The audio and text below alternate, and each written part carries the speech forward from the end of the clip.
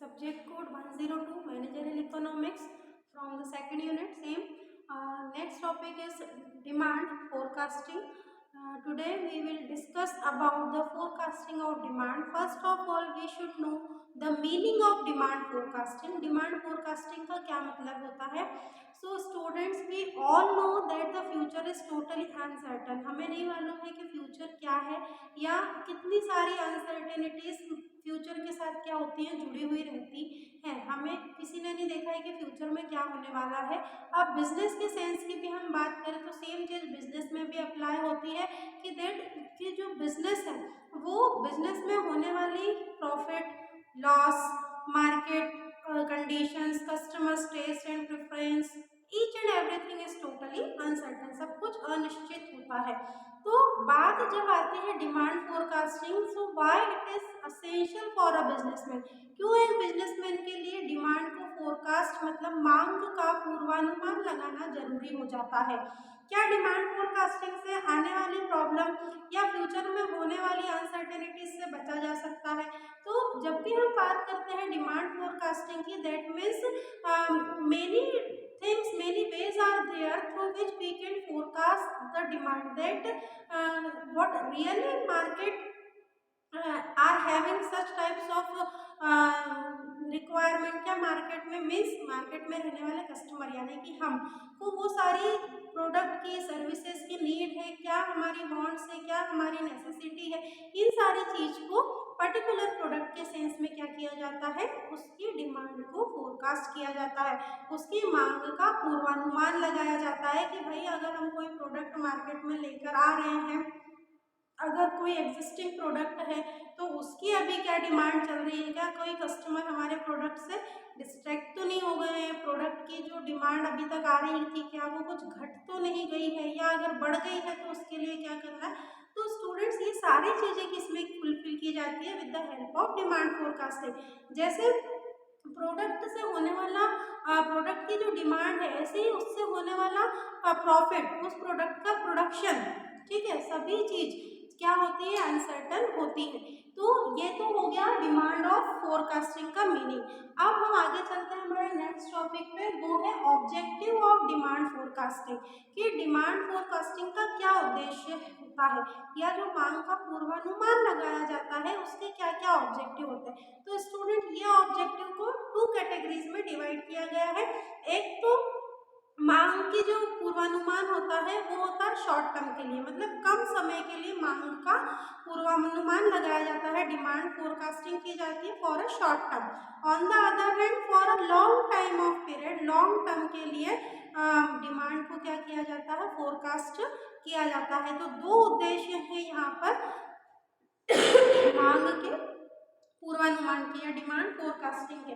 First objective जो है वो डिवाइडेड है शॉर्ट टर्म में। तो शॉर्ट टर्म ऑब्जेक्टिव क्या कहता है, to help in preparing suitable sales and production policy.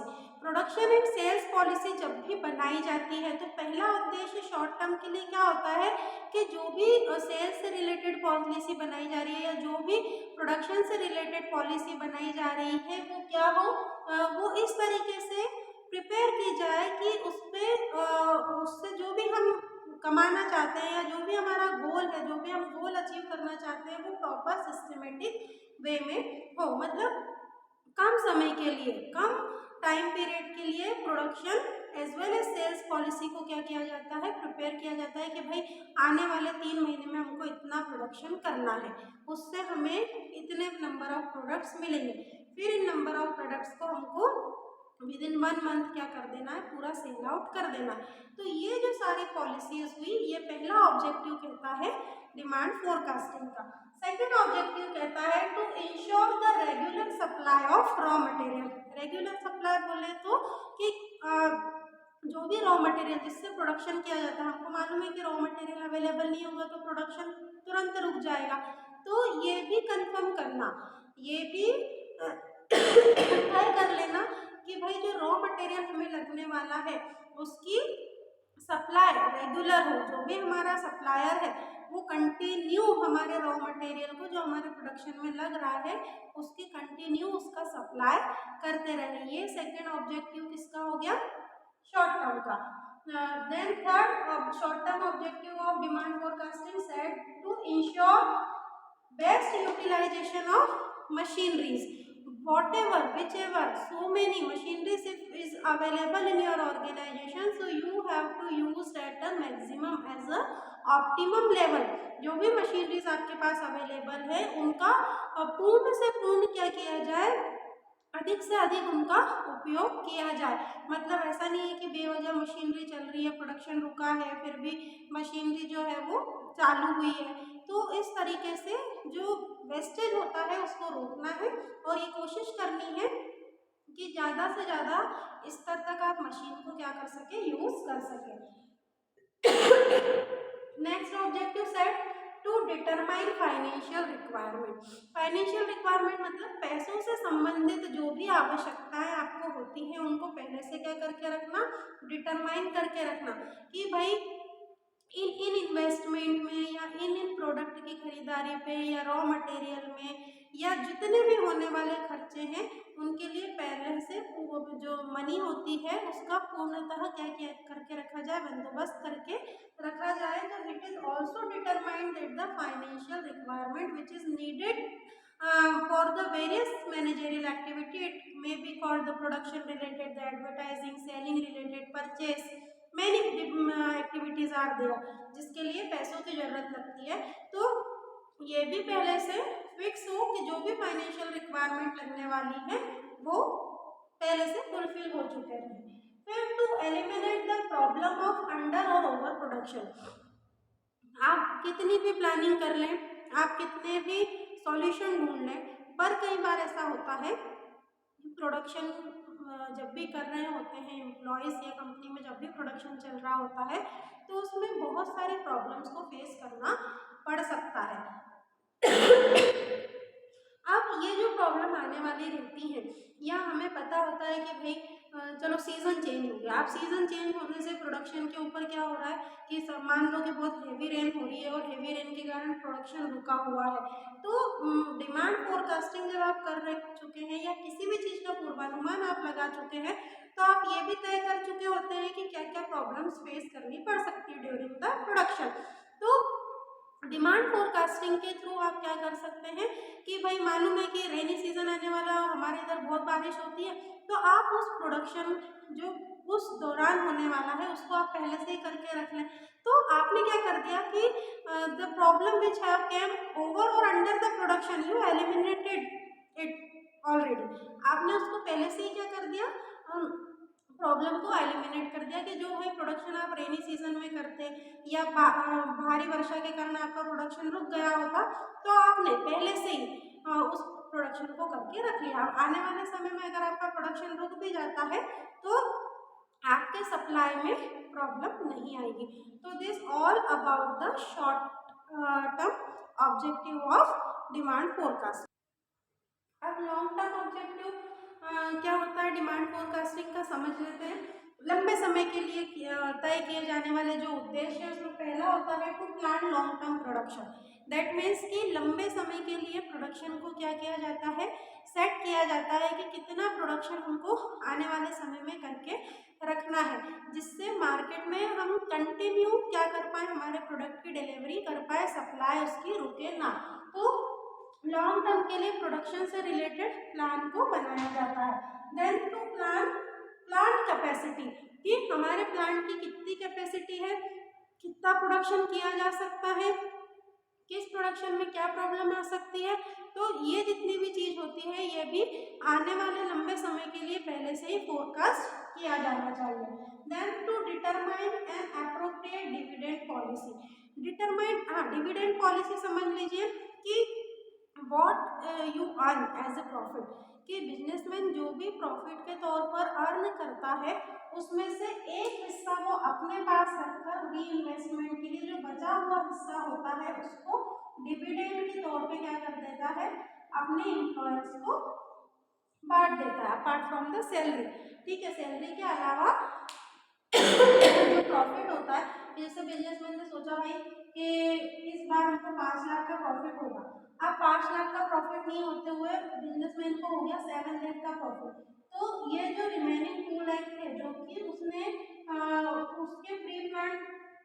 Objective से ज़्यादा थे, तो इन 2 लाख का क्या करेगा वो कि एक हिस्सा तो रख लेगा री इन्वेस्टमेंट के लिए या जिस भी फ्यूचर के लिए सिक्योरिटी के लिए रख लेगा, और जो एक बचा हुआ हिस्सा होगा वो अपने एम्प्लॉयज को एज अ डिविडेंड के तौर पर क्या कर देगा, डिस्ट्रीब्यूट कर देगा।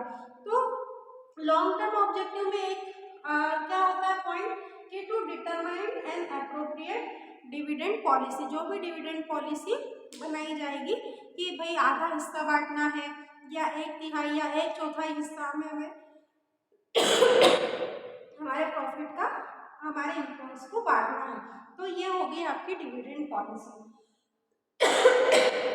Next, to plan long term financial requirement. Long term financial requirement का क्या मतलब होता है कि लंबे समय में, यहाँ पर था हमारे रिलेटेड डिटरमाइन करना। अब लंबे समय की जब बात की जा रही है, फ्यूचर के आने वाले 1 साल की बात अगर की जा रही है, तो आप सोचिए कि कितने सारे फंड्स की भी रिक्वायरमेंट होती होगी, क्योंकि खर्चे तो दिन रात क्या होते हैं बिजनेस में, प्रोडक्शन के लिए, सेल्स के लिए, मार्केटिंग के लिए, सैलरीज के लिए, मैनी चीज़ें हम कह सकते हैं कि छोटी छोटी चीज़ें होती है जिसके लिए खर्च करना होता है बिजनेसमैन को। तो जब इतना लंबा आपकी प्लानिंग चल रही है तो आपके फाइनेंशियल रिक्वायरमेंट भी बीच बीच में रुकना नहीं चाहिए, या पैसों से रिलेटेड प्रॉब्लम नहीं फेस करे business.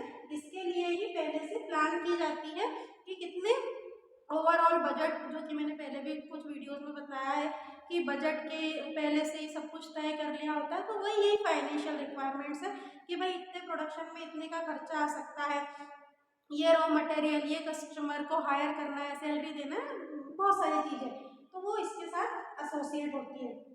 Next, to help proper capital budgeting. देखिए कि अगर आपका बजट प्रॉपर है, अब वो बजट कैपिटल के सेंस में कह लें आप, या अगर इन्वेस्टमेंट के तौर पर आप बजट को कह लें, तो ये सब क्या होना चाहिए, प्रॉपर होना चाहिए।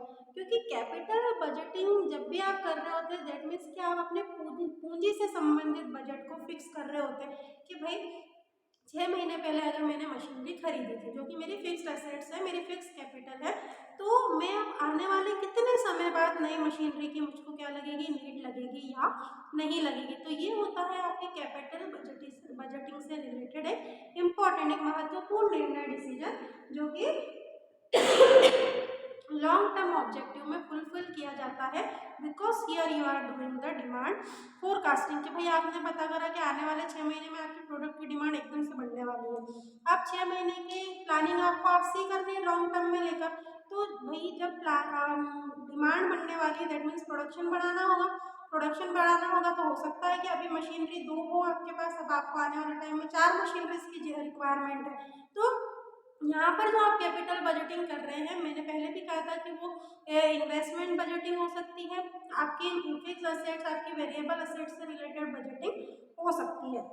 तो ये सारी जो डिमांड फोरकास्टिंग होती है, it also helps in proper capital budgeting, उसमें भी डिमांड फोरकास्टिंग से हमें काफ़ी कुछ हेल्प मिलती है।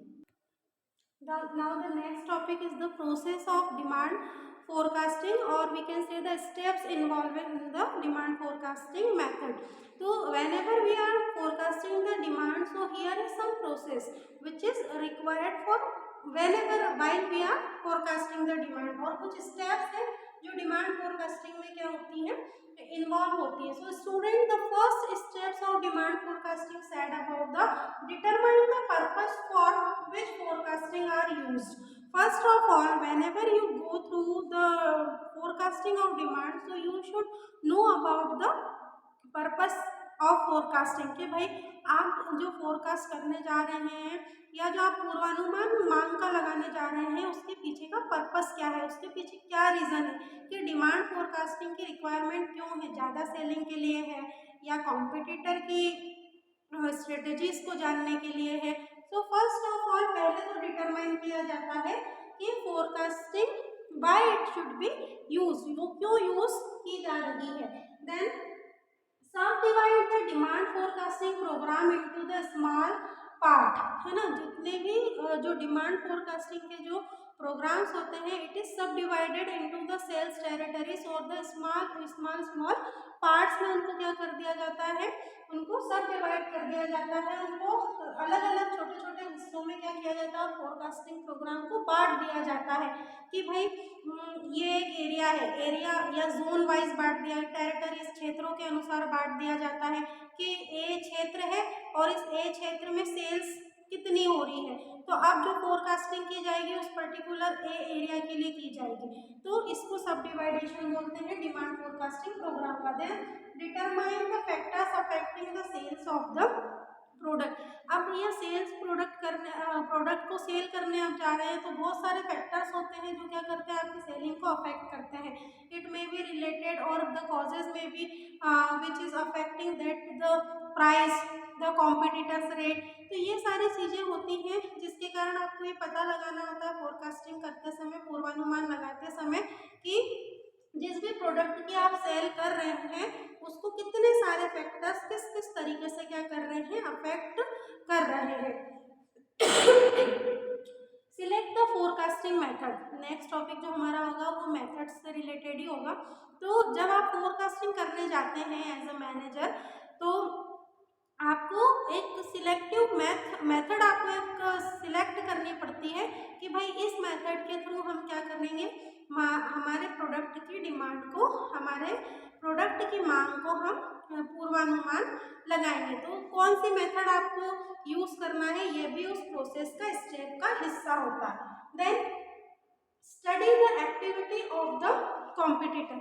अब कॉम्पिटिटर आपको किस तरीके से मार्केट में कॉम्पीट कर रहा है, उसकी क्या स्ट्रेटेजी है, उसकी क्या प्राइस पॉलिसी है, उसके प्रोडक्ट की सारी जानकारियाँ आपको पहले से होनी चाहिए। उसी के बाद आप पूर्वानुमान बेहतर तरीके से लगा सकते हैं कि भाई कॉम्पिटिटर अगर कोई प्रोडक्ट 10 रुपये में दे रहा है तो हम कोशिश करें कि हमारा प्रोडक्ट भी 10 रुपीज़ का हो या उससे कम का हो, या अगर 12 का है तो उसके साथ प्रोडक्ट नंबर ऑफ प्रोडक्ट क्या हो जाए, बढ़ जाए। तो यह आपने क्या करा, स्टडी करी कॉम्पिटिटर को, और कॉम्पिटिटर की स्टडी करने के बाद जो आप आपकी डिमांड को लेकर फोरकास्टिंग कर रहे हैं तो वो इसकी अगली स्टेप कही जाएगी।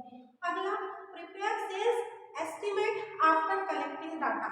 अब ये डाटा क्या होता है, कैसे कलेक्ट किया जाता है, so from the business for the from the different market customers consumers की तरफ से जो भी डाटा, जो भी इंफॉर्मेशन, फैक्ट्स, फिगर्स आप कलेक्ट करके लाते हैं है ना, उसके थ्रू सेल्स एस्टिमेट की जाती है कि भैया मैंने 15 कस्टमर से पूछा कि हमारे प्रोडक्ट से आप सेटिस्फाइड हैं या नहीं है। 15 में से 12 लोगों ने कहा कि हम आपके प्रोडक्ट से सेटिस्फाइड हैं और 3 ने मना कर दिया। तो अब आप जो सेल्स एस्टिमेट करेंगे वो इन 12 पीपल के अकॉर्डिंग करेंगे। तो ये सेल्स को एस्टिमेट लेकर के चलना कि 12 लोग तो खरीदेंगे ही खरीदेंगे। फिर analyse advertisement policy, sales promotion plan. देखिए आपके प्रोडक्ट में बहुत महत्वपूर्ण भूमिका निभाते हैं उसकी सेल्स प्रमोटिंग एक्टिविटीज़, या उससे एडवर्टाइजिंग जो भी की जाती है वो बहुत इम्पोर्टेंट होता है कि आपका प्रोडक्ट किस तरीके से मार्केट में बिकेगा या नहीं बिकेगा। तो ये सारी चीज़ें भी काय में आती हैं, डिमांड फोरकास्टिंग का ही एक हिस्सा होती है। क्या आप जितना ज़्यादा खर्चा कर सकते हैं एडवर्टाइजिंग में या आपके प्रोडक्ट के सेल्स प्रमोशन में, उतना ही ज़्यादा आपका प्रोडक्ट क्या होगा, सेल आउट होगा। जैसे आपने देखा होगा कि जब भी कोई नई मूवी आने वाली होती है तो अलग अलग रियलिटी शोज में आकर उसके एक्टर और एक्ट्रेस क्या करते हैं, अपने मूवी को प्रमोट करते हैं कि भाई इस तारीख को ये मूवी आ रही है, और थोड़ी बहुत छोटी सी बहुत सारा सस्पेंस रख के उसकी स्टोरी भी बता दी जाती है ताकि जितने भी व्यूअर्स हैं, मतलब जो भी हम लोग हैं, उनके मन में एक सस्पेंस क्रिएट हो कि भाई इस तारीख को ये मूवी आ रही है और हमें देखना है। तो इसी तरीके से होता है प्रोडक्ट के सेंस में कि जब भी आप कोई प्रोडक्ट मार्केट में लेकर आ रहे हैं और आप जितना ज़्यादा खर्चा उसके प्रमोशन में कर रहे हैं उतनी ही उस प्रोडक्ट के बिकने की उम्मीद जो होती है वो बढ़ जाती है। Next step set that the evaluate the demand forecasting monthly, quarterly, half yearly और ईयरली, कि जो भी डिमांड फोरकास्टिंग आप कर रहे हैं उसको या तो मंथली बेसिस पर किया जाए, हर महीने डिमांड फोरकास्टिंग होगी, हर महीने मार्केट का सर्वे होगा, क्वेश्चन फिल किए जाएंगे, या क्वार्टरली है ना, हर 4 महीने में, हाफ ईयरली या ईयरली वाइज क्या करें आप आपके प्रोडक्ट की फोरकास्टिंग करें कि कितने मार्केट में नंबर ऑफ कस्टमर बढ़े हैं या घट गए हैं या सेटिस्फाई नहीं है, क्या न्यू इनोवेशन करके प्रोडक्ट को देना। तो ये सब कुछ आता है 8 स्टेप में। 9th और last steps involving self forecasting set prepare the final demand forecasting on the basis of preliminary forecast and result of elimination. अब इतनी देर से हम फोरकास्टिंग पढ़ रहे थे, एक क्वेश्चन होगा आपके माइंड में कि फोरकास्टिंग की कैसे जाती है। तो स्टूडेंट, जो पिछला डाटा, जो पास्ट डाटा आपके पास अवेलेबल होता है, उसको ध्यान में रखकर क्या की जाती है, फोरकास्टिंग की जाती है। जैसे कि भाई पिछले साल हमारे प्रोडक्ट 1 लाख प्रोडक्ट हमने मार्केट में बेचे थे, और इस साल जो हमने सर्वे करा, जो इस साल हमने मार्केट से पता लगाया, तो हमें बहुत अच्छी रिस्पॉन्स मिला हमारे कस्टमर का, हमारे कंज्यूमर का। जब भाई पिछले साल 1 lakh product, number of product बिके, तो आने वाले समय में डेफिनेटली उसकी डिमांड क्या हो सकती है, ज़्यादा हो सकती है, अगर आपने कुछ नया उसमें फीचर ऐड कर दिया है। तो अब इसके अनुसार आपने क्या कर लिया, पहले से ही फोरकास्टिंग आने वाले समय के लिए करके रख ली। तो यहीं पर हम ये कह रहे हैं कि जो आपका प्रिलिमिनरी आपकी जो फोरकास्टिंग होती है, उसके साथ आप रिजल्ट को क्या करते हैं, परिणाम को इवेल्युएट करते हैं कि भाई हमने इस साल सोचा, पिछले साल 1 लाख था, इसलिए हमने सोचा इस साल 1.5 लाख प्रोडक्ट क्या होंगे, बिकेंगे। तो ये जो आपकी फोरकास्टिंग थी, अब इससे जो आपको एक्चुअली रिजल्ट रिसीव हुआ है, उसको क्या करना, इवेल्युएट करना। या तो आप 1.5 लाख से ज़्यादा निकल गए, या आप 1,25,000 ही बेच पाए। तो ये सब इवेल्युएशन होता है डिमांड फोरकास्टिंग में सबसे आखिरी में। तो this all are the important steps which are involving into the demand forecasting. So this topic is completed now. Thank you.